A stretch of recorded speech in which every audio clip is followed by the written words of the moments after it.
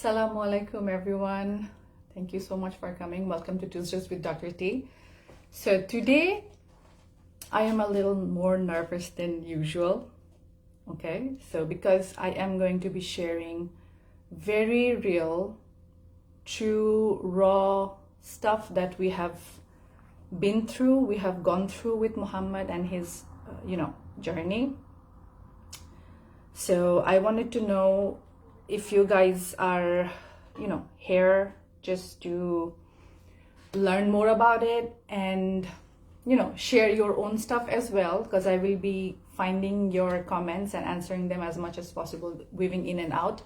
But today what we are doing is a little different, because usually what I do is I give you guys a lot of information, a lot of techniques, strategies, what to do, what not to do, how to do stuff and whatnot. But today I felt like I need to share what has happened to me, what has happened to Muhammad, how did we come this far, because many a time I will see, I will get comments from people saying that, your child doesn't seem autistic. He doesn't behave like one. So I'm like, what you are seeing now is so much different. What you are seeing now is so much different because we have been working with Muhammad since 2019-ish, at the end of 2019, I would say the beginning of 2020. That's when we started with Muhammad, helping him on his recovery journey. And it was pandemic, and I am not much of a sharer. If you don't know already, okay, I'm not much of a sharer. I didn't do, now that I'm doing a lot of lives and, photos and posts and whatnot. I was not like this before. I was very shy, very much into myself and inside my vortex, trying to struggle through. So I rarely posted about his struggle, because here's one thing. I truly believe this. When you come onto the internet, when you take your phone outside of your, let's say you took your kids your kids are sleeping or napping and whatnot, and then you had like 5 minutes, 10 minutes, you take on your phone and then you come into the internet, not to be more bogged down, not to see more mothers struggling, not to be even more stressed. You take your phone, you scroll through your Instagram or you scroll through your YouTube and stuff to feel entertainment, to feel better about yourself, to see something that will lift you out of your sadness. So I wanted to be that person to give you positivity, because I'm a very positive person. Every single thing that I post, that I speak about, that I share, that I make a video on is about positivity, okay? So because I believe this world is net positive, not net negative, and that's how we have been through. So that's why maybe you do not know where he was, you do not see him, you did not see his videos of him throwing himself, videos of him, because when I was going through, working with Muhammad, it was not in my mind that I will create Autism Success Academy in future. I did not have this idea. I did not have this thought that I will create a coaching service, I will create a group, I will create a community. Nothing like this was in my mind. That's why I do not have many videos of him going through all of those struggles, okay? Because in my life, just like you are, survival was the main thing I was doing, okay? Not planning on what to do, what to post, showing my people, because I didn't have people, okay? All right.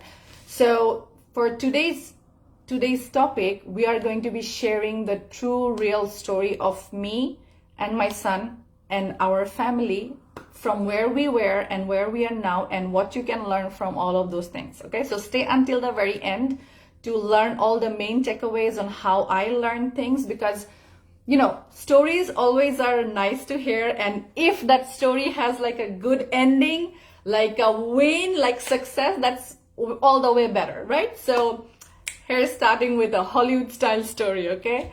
So my story started when I was just, I would say what? I am a 36-year-old neurodiverse adult woman. I have struggled 36 years on this earth to make a position for myself. I self-diagnosed myself at the age of 28 that I have ADD and I might be on the spectrum, okay? But I was very much clear that I was an autistic child when Muhammad was showing his behaviors and attitude and his struggles. And then it was very easy for me to understand that, yes, I was that person in my past life as well, okay? So when Muhammad was born, he did not have much of any difficulty. But if you are someone who has been with me in any clarity call, the call that we have to talk about what sort of problems you have had with your child and whatnot, do remember I always ask, did you have any trauma? Did you have any physical, emotional, or mental stress when you were conceiving or when you were pregnant or, after birth of your child? So similar things happened to me as well. And then I was bleeding. I had a little bit like a periodish thing when I was pregnant with him. And then, a lot of other things went on. So his autistic behaviors, his symptoms started showing itself by the age of 7 months, I would say, because 6 months is when you call your son or daughter and then he will respond. Let's say you call him Muhammad, he was supposed to turn, right? Muhammad would never do that. He would never do that. So what I thought was maybe he's just having ADD like me, autism, yeah, ADD. What is ADD? So, or maybe, ADHD like that. So I was like, maybe he's just that, because I did not want to accept. Many of you have this trouble as well. Maybe you don't want to accept. You find it really hard to accept that this is a real struggle, because when you do not accept the problem, you actually feel like you do not have the responsibility to fight for the problem, okay? When you do not accept a problem, you are actually not taking the responsibility to solve the problem, to confront the problem, okay? So we avoided it until like he was 2-year-ish. Around 23 months is when he got diagnosed, and the world broke on my head. I was severely stressed, definitely. And then we tried speech therapy, because that's what everybody tells us to do, right? So I was in Dhaka in 2018, 2017-ish, 2018. I did 2 or 3 speech therapy sessions with him, and then he rarely sat down on the chair and he was like moving around everywhere. And then I could not understand how is this gonna help him speech, help in his speech. And because the speech therapist would tell me, even in Bangladesh, in Canada, all would say the same thing, like, your child is not sitting straight, how am I going to teach him? And I was like, it's your job. You are supposed to tell me why my son is not sitting down. It's not my, how to say, I am not an autism expert. How do I know why my son is not sitting properly? It's your job as a therapist to teach him or to show me how to do it, right? Anyways, long story short, what happened was we tried a few sessions and then I did not like them. And we decided to immigrate to Canada. We started the process, and then he was I would send him to a daycare. And then after the daycare, he was taken care by my mother for a few months until we came back to Canada. So life in Canada was another stressful thing. What happened was I was 6 months pregnant with Ira when I came to Canada. And I still remember the day Ira was born. See, my throat is kind of breaking off. I'm fasting. The Shawwal fasting. And also I am very emotional, okay? So what happened was Muhammad was already showing a lot of severities in his problem, symptoms. He was having hard time to sleep. We could not brush his teeth because he had very high sensory issues. He could not hold things. He could not climb stairs. And then he could not hold balls or, kick balls, play with larger objects and things like that. And he could not hold any smaller objects as well. So I was like, okay, so we have got ourselves in a line. We are waiting for the diagnosis because we have to get, you have to get your child re-diagnosed if you immigrate to another country, right? So we were waiting for his re-diagnosis, and then pandemic hit. Ira was born, and I specifically remember the day Ira was born, before I went into the operation theater, Muhammad was this 2.5-year-old cute small boy. Cute small baby, not a boy, baby. But right after birth, when Ira was in my lap, I suddenly felt Muhammad was like 5-year-old. This sudden shift of my mind, I think, is what started the avalanche of the problems even more. Because energetically, I was going away from Muhammad, and he understood that. It hurt him a lot. It stressed him a lot. Okay? So when we came back from the hospital, what happened was he became more aggressive.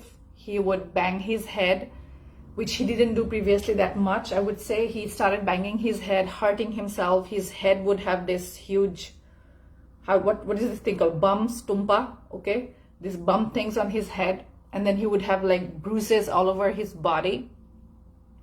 Feeding him was hard because he could not chew his food, right? He could not chew his food, and I thought he's not chewing because intentionally he's not chewing.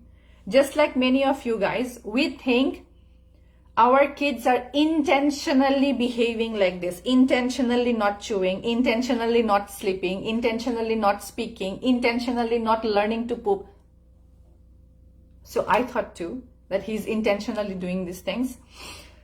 So I tried to give him solid food because some bhabis came to my home, and then they were like, oh my God, your son is 3-year-old. He's not yet chewing his food, and you are still giving him khichuri, the mashed porridge kind of thing that we give in Southeast Asia. So they mom shamed me. And then Muhammad's daycare over here in Canada, those women, they also mom shamed me. They were like, by the age of 3, kids usually speak and they're able to play, they're able to make friends. You are the one who's not teaching your child everything. You are the one who's being lazy because you think you're the only one with newborn. So all of these people, including my own mother, never accepted that inside I was dying every single day. I was suicidal. I wanted to kill myself. Wallahi, if suicide was not haram in Islam, you wouldn't have seen me. If suicide was not haram in Islam, I would have taken my life.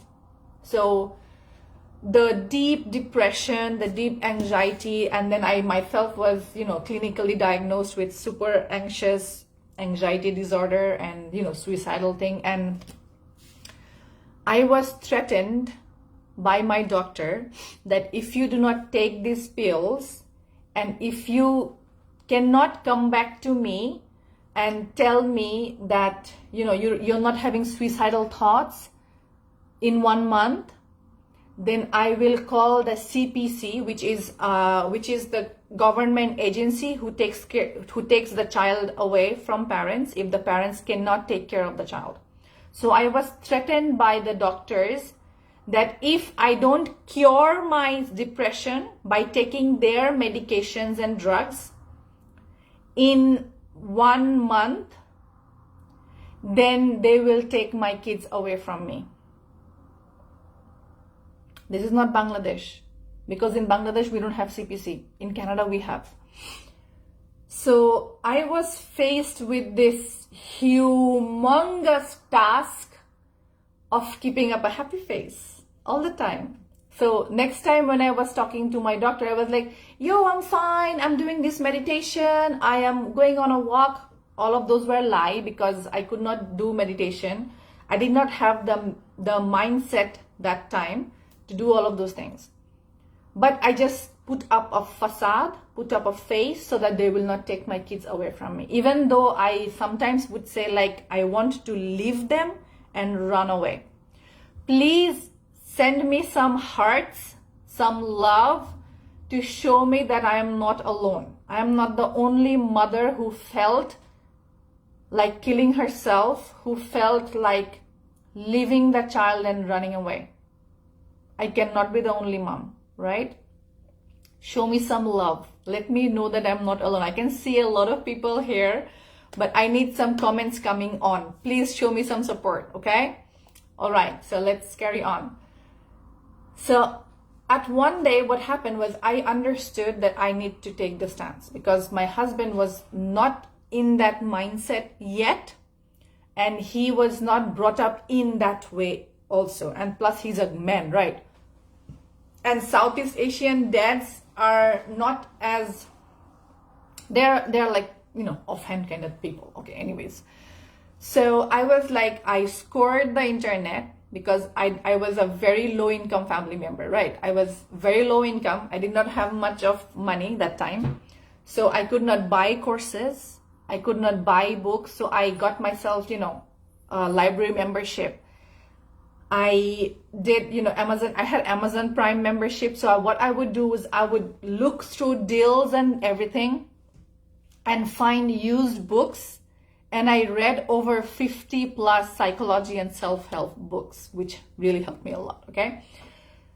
Long story short, slowly, I started healing myself first, okay?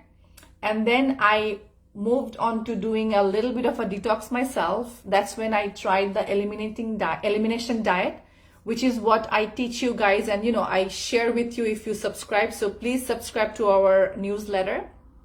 I will leave the link in the description as well.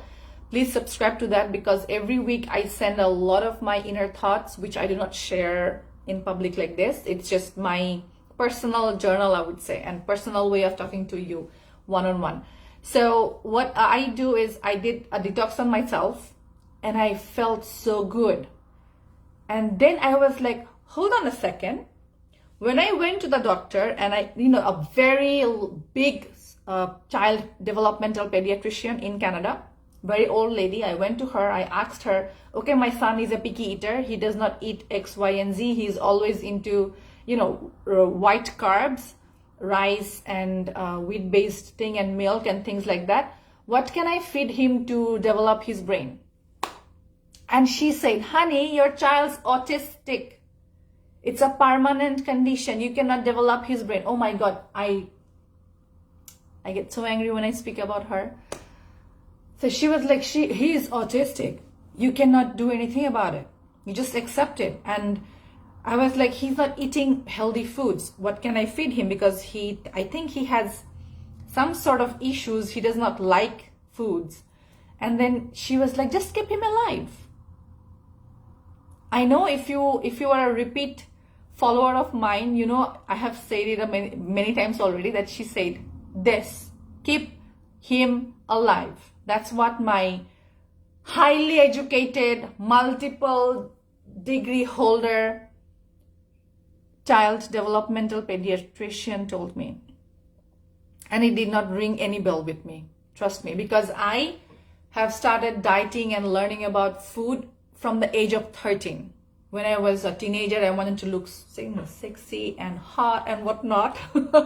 So I would learn about food, about drugs, and during the course of my honors in pharmacy, bachelor in pharmacy, master's in pharmacy, and PhD in pharmacy, that time it was 15 years, now it's 17 plus years, right? 14 years. So that time I had 14 years of healthcare education, of body education, of nutraceutical education, of health science to back me up, to tell me that what she's saying is not right. Okay?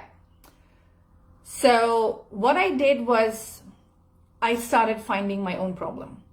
You know, many of you can relate to it because we do not make change in suddenly. Things happen slowly, right? But I would like to know, when was your, because some of you watching today is my student as well. Many of you, Zaina, Mubarra Apu, then Sabina, Yasmina, Nusrat Apu. Many of my students are already here watching me live. So many of you are already there to tell me, what was that exact day when you made the decision that you will work for your child's development and you will not listen to any doctors? Let me know in the comments. Please let me know in the comments. What was the day? What did happen to you when you decided enough is enough? I'm taking matters on my own hand. So let me share my one. What happened was, one day I was very tired and stressed. I wanted him to take his nap. I was pushing him on the bed. Yes, I was doing that. I was pushing him on the bed and he was like, he was struggling. And then I scolded him. And he was still struggling. So I slapped him. I usually don't slap my kids. So I slapped him. And then he started crying and then he went to sleep. When he went to sleep, Ira was also sleeping. So I had like 5 minutes to myself. I sat in front of him. And I was thinking, like, why was he not, why was he struggling? What was he trying to tell me? Because he was nonverbal, right?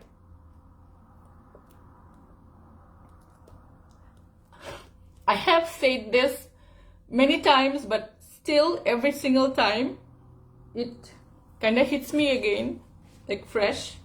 So what happened was I started checking his body to see if there was any, discomfort that he was feeling. So what happened was he actually pooped in his diaper because he was not potty trained that time. So he pooped in his diaper and he had a diaper full of poop and he wanted to tell me that, clean me up. That was the day when I decided, I slapped myself and I decided that enough is enough. I have to find a way to help my son, even if the biggest, brightest doctors are telling me that nothing can be done, because this is not a life that human beings should. My son is not an animal. My son is not an animal that he will hold on to his poop, he will play with his poop, and he will sleep with his poop. And I could not imagine a 20-year-old Muhammad still diaper on. And that was enough for me. That was the day I decided, yes, I was dirt poor. I did not have $1 to my name. I did not have any asset because I have already sold my jewelries in the course of my educational pursuit, because I'm a self-made woman. And also when I came to Canada. So I sold all my jewelries. I did not have any assets. I only had my education and my mindset. And Alhamdulillah, my husband was like, okay, I'm ready to sacrifice if I have to. Just keep me alive. Give me the bare minimum of food. Let's just, as adults. So me and my husband, we decided to just eat as little as possible so that we could afford help for Muhammad, okay? So anyways, what I started was I started looking outside on the internet to find any alternative service, because medical health, that was the time I finally cut all my love and admiration towards medical healthcare system. I just cut myself off from that. I still do not have a family physician. I do not have a family physician in Canada. Why? Because I am the family physician. okay? So I started searching everywhere, got this woman, which was, Dr. Mary Barbera. I found her on internet, and she talks about ABA therapy. My throat is getting totally dry. So she talks about ABA therapy. I got this book. Let me show you right on. It's unopened actually, because way past the first page, the 17th page, I could not read, because the information said here told me very sad things. The information told by a highly world-renowned therapist or child educator made me realize that this is just sad information. It's telling me that I have to kind of force my son to do things, and I was like, I never touched that book. I just, got it out to show you guys that I have it. And then I started going back to the basics. So I love Ayurveda because it's natural, it's holistic, all approach, and it's very safe, no side effects and whatnot, okay?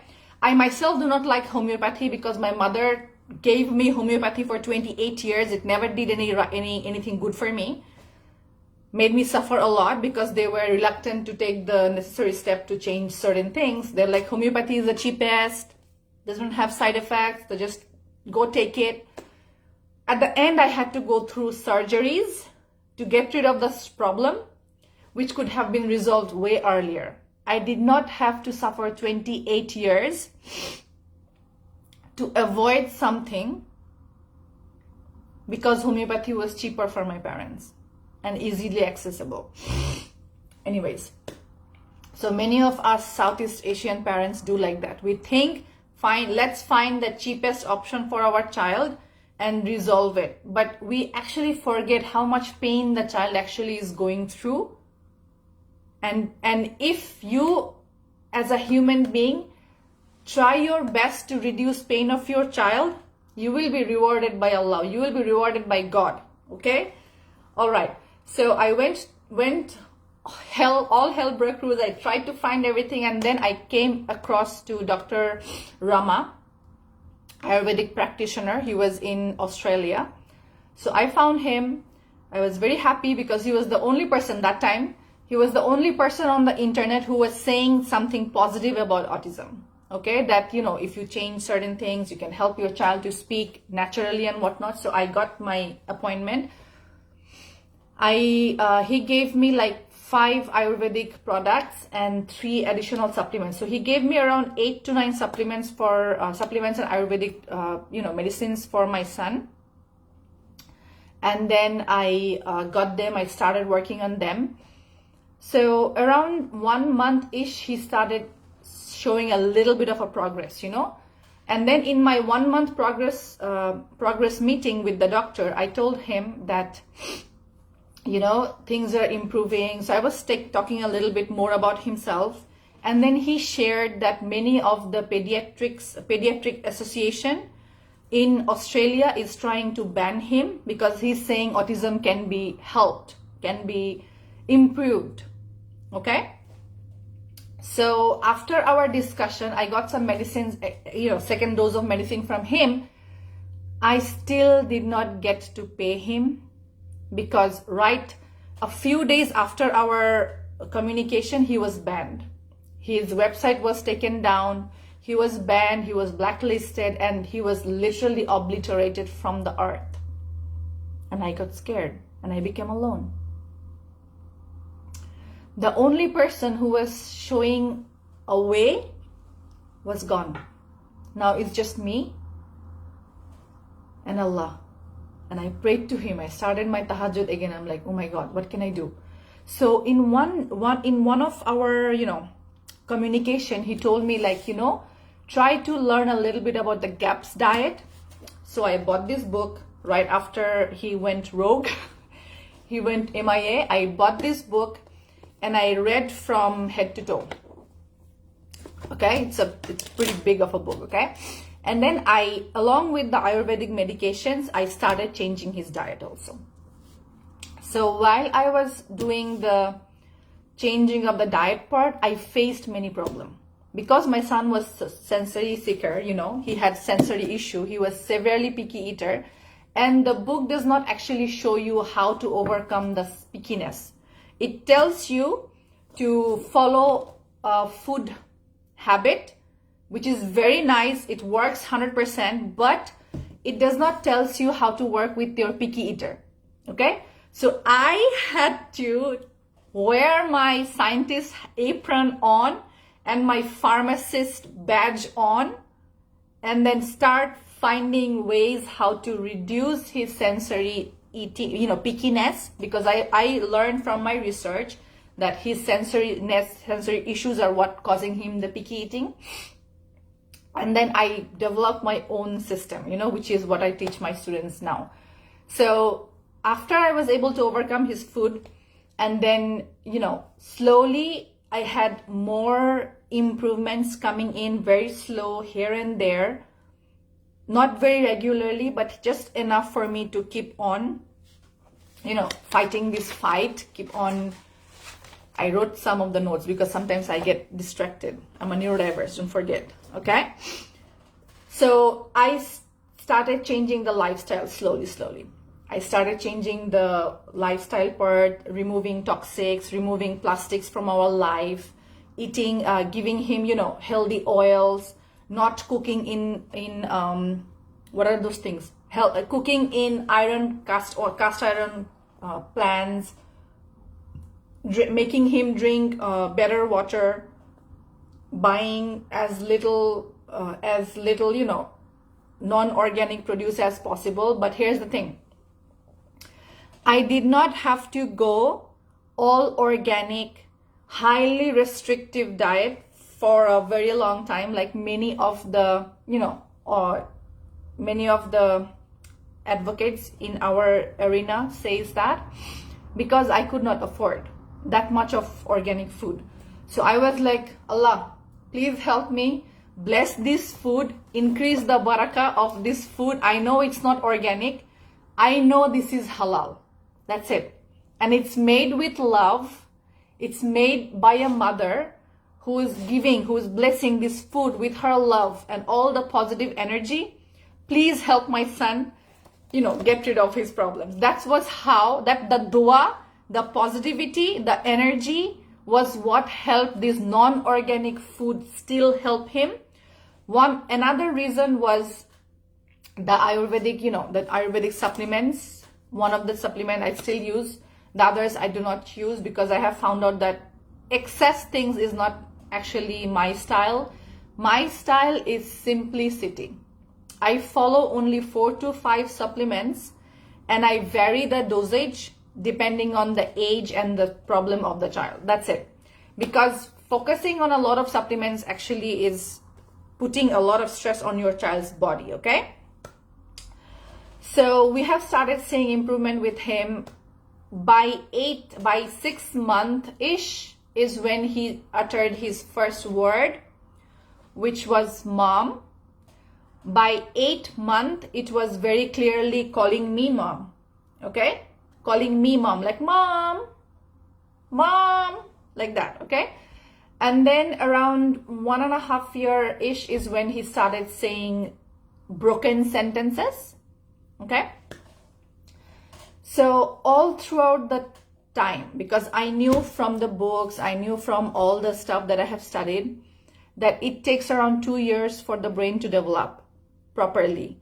So I had to, wallahi, I had to work on my mindset every single day.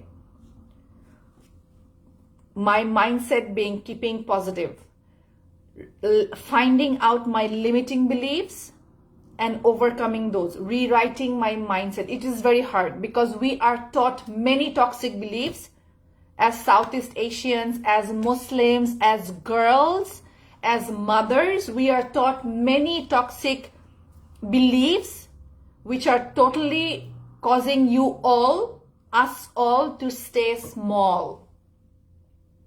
Okay? We are taught many of this, which is what I teach inside of my program. I teach my students all of these things. So we not only talk about your child's development, we talk about your development as well. That's what I learned, because when I started the changes, my whole family's life changed. So I was like, hold on a second. The mom is the main person. The mother is the main person, not just the child. The child's body is doing the miracle, but the miracle carrier is the mother. So the mother needs to be physically rested and healthy. She needs to be mentally stable and happy. She needs to be emotionally very much regulated, not dysregulated. She needs to have very positive mindset and belief system, because a lot of the times we believe our son is a picky eater, it's his, character, personality. We do not have to change that, or we cannot change that. It's not like that. Your child is a picky eater because of sensory issues. Your child cannot sleep, is acting weird, behaving bad, is because he has toxins in his body and brain. Okay, so I found out that the mother is the key. So now what happened was, it took us around 2 years or more, and it's still developing. Muhammad is still developing. Yes, when you see him now, you might not see, but if you are very careful, you will see he still struggles. Sometimes he doesn't say the full sentence. Sometimes it takes him some repeated, trials to start the sentence, to make up the sentence in his mind first, and then tell that. But we are okay, because I'm not here to cure him. If you come to me thinking that, oh, if she is not curing her son 100%, then she is not legitimate, you are wrong. You only need me to be able to give you the solution that can help you over 50%, and the rest will be like a journey. Life is a journey. Recovery is a journey. Everything in life is a journey. It's not like a destination. So my child will reach his destination, I don't know. When your child will reach his destination, I don't know. Only Allah knows. Only God knows. What I know is this: the 5 pillars that really helps your child and will help your child, if you work through them with time, with patience, and work on your mindset, which is one of the pillars, then you definitely will see the best possible success for your child. Are you ready for the main takeaways? Okay, so the 5 main takeaways are this. The reason, do you remember the first time when I said that the day when everything changed? I bet many of you have those days as well.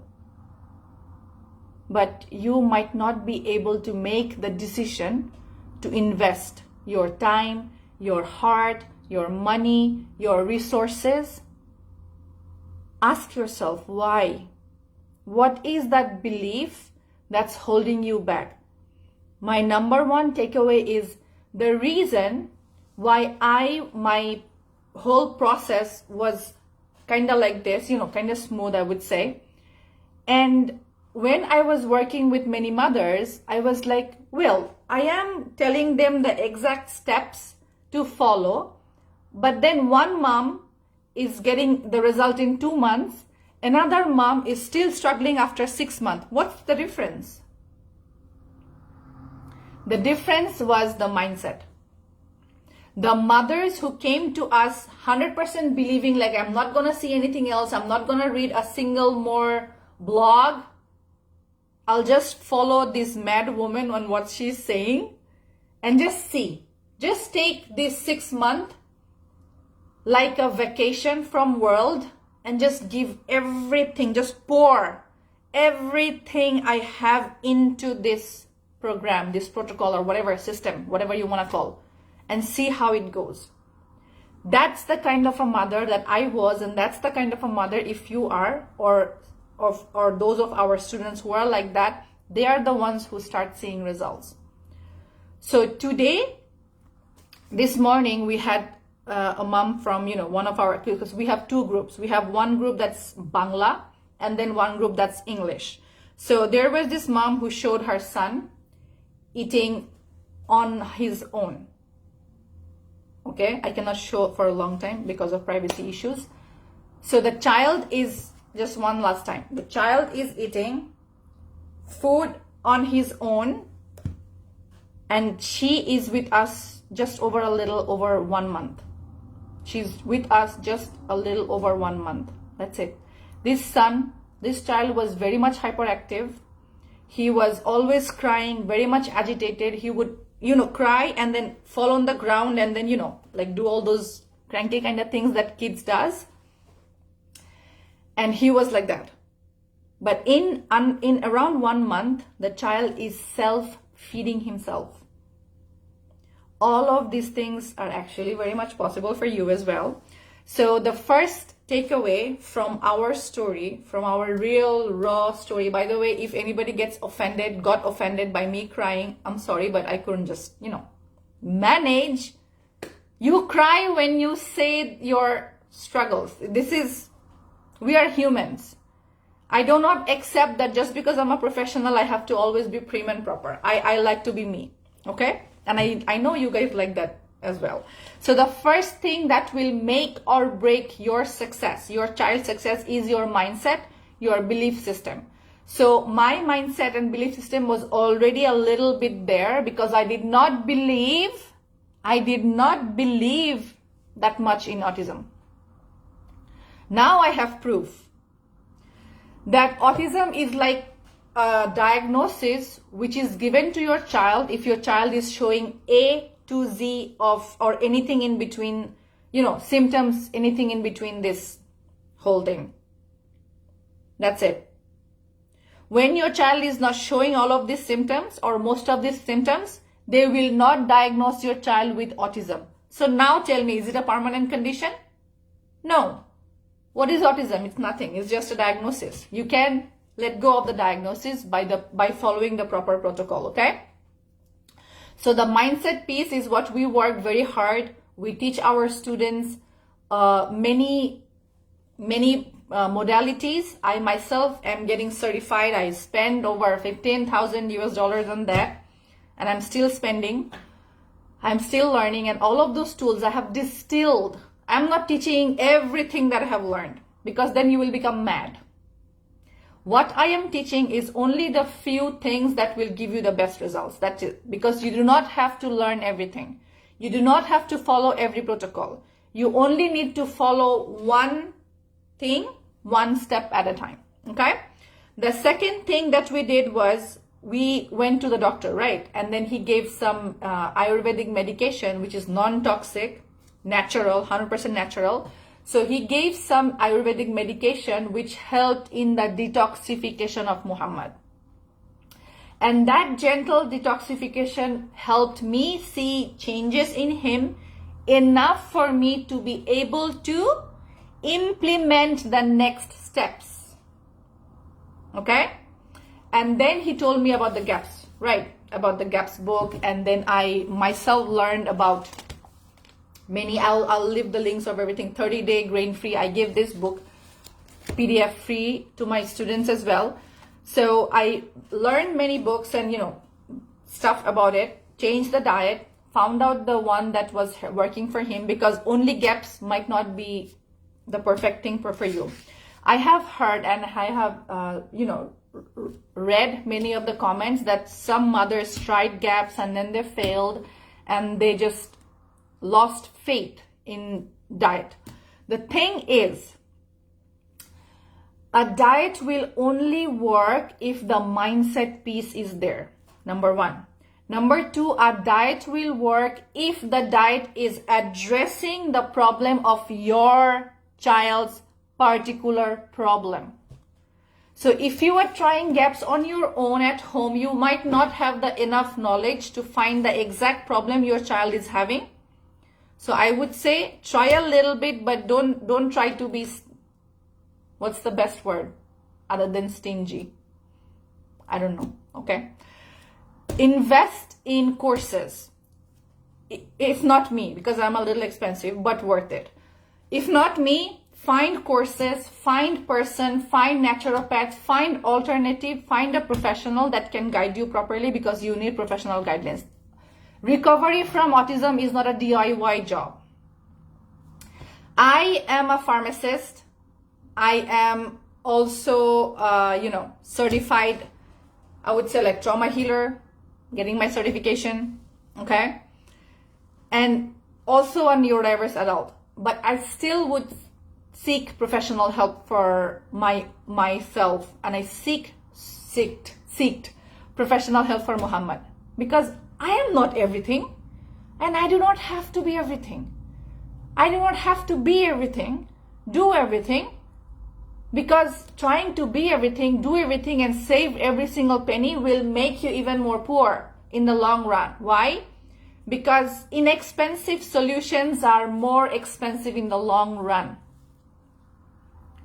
Inexpensive solutions are more costly in the long run, because you waste your time, you waste your energy, you keep trying to replace the cheap stuff, the cheap stuff that you keep. Let's say you buy a $5 plastic water bottle, it breaks, you buy again, it breaks, you buy again.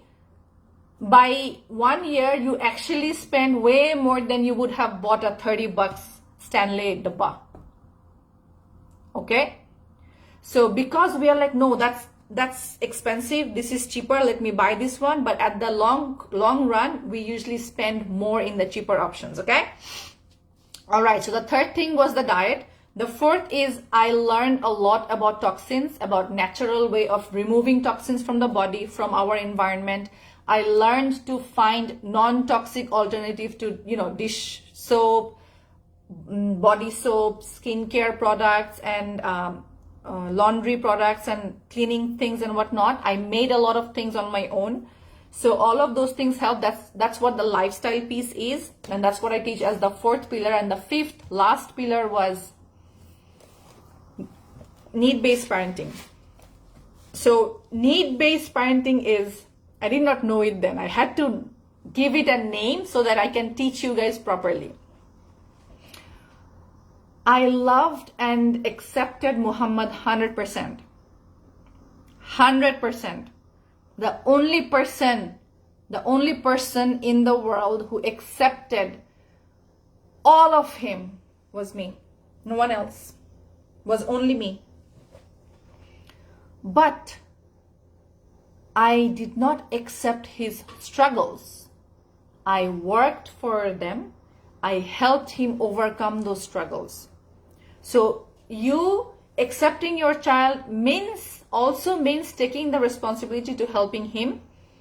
I gave him his body and mind more than enough time to recover. I did not push him to show results like his dad or others people, like, oh, you have been following this weird diet of yours. It's been 6 months. Your son is not speaking yet. It's been 1 year. Your son is still not speaking, in sentence or, talking to us or being social. Now, those same people sometimes say, are you sure your son had autism? Because he doesn't show any autistic behavior. And I'm like, this is the beauty of autism recovery. This is the beauty of autism recovery, because autism is just a diagnosis when your child shows certain symptoms. And those symptoms are connected to the gut, they're connected to the brain, they're connected to the environment and how you take care of him. When you remove all of those problems one by one, the diagnosis goes away. And that's how Muhammad can now be so highly functional, and you cannot say that he's autistic, because he's not. Being autistic is when your child is showing the wrong attitudes, the wrong behaviors. Okay? One more thing. You cannot change your child's behavior through behavior therapy. Yes, you can improve very little, but you cannot completely eradicate all of those behaviors. So, ABA and all of those therapies really doesn't work. What works is finding out why your child is behaving like that and removing those reasons. Okay? So occupational therapy is given when your child has, motor skill, less motor skill, cannot take care of himself. All those massage, even I do massage. I teach massage as well. Massage helps the muscles to get toned and to remove toxins, because massage helps with the, lymphatic drainage. But if you are not changing diet, if you are not changing, doing detoxification for your child, if you are not removing extra, toxins from his environment, then all of this massage, all of this brushing and, sensory brushings and all of those BS that the therapist force your child to go through is just bullshit. I wish I did not fast today so that I could drink some water, because I'm getting thirsty, really. Okay. So what happens is, if your child has sensory issues, cannot brush teeth, you take him to an occupational therapist, and then what do? They force your child to brush things, right? They force your child to, they hold your child's jaw, and then they force certain things, and then they force brushing. Your child's body is sensitive. It's a lot like you having sensitive teeth. How would you feel if I brushed your teeth, sensitive teeth, with sandpaper? Would it help to reduce sensory issue, or will it increase? I bet it will increase, and it will give you a lot of trauma and a lot of pain. That's what you are doing. That's what the occupational therapists are doing if they are brushing and, doing all of those sensory reducing things, because sensory issues comes from inside and has to be reduced from inside. That's it. Occupational therapists can it has to be soft and subtle, giving you some sort of activities. If it's activity based, let's say teaching your child to play, to use his body, it's fine. Play based therapies are quite fine. But if you are forced to brush, body brushing and all of those forced brushing things, you are only making it worse. Just use this example and you will understand. If you have sensitive teeth, try to brush your sensory issue out by using a sandpaper, because that's what they are saying. To reduce your son's sensory issues, you have to brush it harder. No, that's painful for your child. That's why many autistic adults, do not want to talk about recovery. Hates us if we talk about recovery, because they think we are not accepting their problem. The true essence of us, of what I teach at least, is I accept your child's problem and I do not disregard it. I accept your child's problem. I do not disregard it.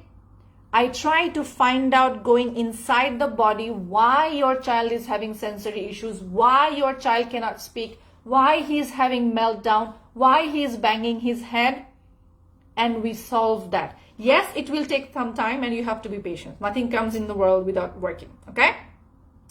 So now our program is the distilled version of my 6 years of raising a child on the spectrum, of a 36-year-old woman living 36 years as a neurodiverse in the world. Our program now has 17 plus years of my healthcare education and scientist background. It also has the knowledge and experience that I have gleaned from working with 65 plus students till date. Okay? So if you are interested to learn more about us, I'll leave all the links below. My students, my current students, my graduate students, they have shared a lot of testimonials, written or videos. You can watch them as well. All of them are pinned or in the playlist client testimonial. All of those things are available to you. You do not have to work with me. You just have to believe that your child's diagnosis can be refuted. Autism is just a diagnosis, and it can go away with the right support, because your child's brain is not damaged. Your child's sensory issues are not because of personality or because he's a beadab, he is trying to be insolent. No. Your child is not choosing to be autistic. Your child is struggling, and all of those struggles comes from inside. So you have to work with inside. You know, the fruits that a tree bears is connected to the depth and how much nutrient the roots receive. It's not Bangladesh. You know, only in Bangladesh people inject sucrose into tormuz. What's that? Watermelon. Color into watermelon. Sweetness into watermelon so that the watermelon becomes sweet. That's what we are doing with our kids on the spectrum. We are trying to push sweetness from outside rather than trying to build the roots of the child's brain so that the child's brain is nourished enough and can become a sweet fruit. Why that is not happening is just a discussion for another day. Just for today, thank you so much, Randa. Yeah, the analogies are what makes the understanding. And my teaching, you know, I have been a teacher since 2006. I got my first student on 2006, and I have been teaching since 2006. So I'm a very old teacher as well. So stop pushing sweetness from outside. Stop brushing sensory issues from outside. Stop giving in to pizzas and burgers and pastries. Try to understand why your child is a picky eater, how you can overcome them, because mindset is a part. And the 5 pillars, once again, your mindset, your positivity, your belief system dictates your choices. Whether you feel like you are capable to fight the fight or you just give up. I'm not mom shaming you. Giving up is fine. I gave up for a long time. But someday, it might not be today, it might be today. But someday you have to raise yourself up from the ground. You have to take matter in your own hand. You have to make the decision to work on. And please do not believe all the bullshit and the things that this medical system is telling you, that your child is a permanent case. Autism is like permanent thing. No, it's not. Because you guys yourself say that my son does not look autistic, does not behave like autistic. Because if I go take him, do diagnosis again, he will come as non-diagnosed or undiagnosed. So, the final thought is this. Your child having autism is just a diagnosis. It's not a permanent condition. You can recover diagnosis. You can let go of all of these things. Okay? So, after a very long time, so my partner has, given our program page, program details, which is www.autismsuccessacademy.com/programs is where you go and you learn more about our program. We give extensive support to people. And if you are from Bangladesh, you have extra support and benefits from me because I'm from Bangladesh and I want to do something for my country. If you are from Ghana, Nigeria, and the low or lower income countries, please let me know as well. We will try our best to accommodate something. Yes, the amount is same for everybody. I do not give discounts or scholarship because it will be dishonor to those who paid me the full amount. I do not do that because I hate partiality. Partiality happened with me all throughout my life, so I hate partiality. So please do not come and request a discount. I will not give you a discount. What I can give you is scholarships. So our scholarships are like this. The amount is same, but you might get better service. You might get longer time to pay so that you get more classes, more access to us. At the same time, you pay the same price that everybody else is paying. Okay? That's my point of view. Anyways, I hope today's session gave you some food for thought. Not hope. I believe, I truly believe I gave you a lot of information today. A lot of real proof. You can do many, many miracles. They're just at the tip of your hands. Please make the decision to change your child's life by accepting the responsibility. Sometimes you need to be the only person fighting. You go to your husband, you request for some money, he's not giving you, fine. Sell your jewelries. Sell your asset if you have. Borrow money. I did that too. Everybody does. Your child is your asset. Your jewelries are not your asset. If somebody steals them away, they're gone. Your building is not your asset because if an earthquake comes, it's gone. Your land is not a permanent asset because if somebody forges a sign and does jomi dakhol kind of thing, that land might be lost. The only asset that you can build for your child is to make your child independent. That's the best asset. Now if I die, I will be happy that he can grow up, he can earn his own bread. I do not have to build assets for Muhammad. Okay, with that, Allah Hafiz, thank you so much. Please go back to our YouTube channel and subscribe because that really helps me.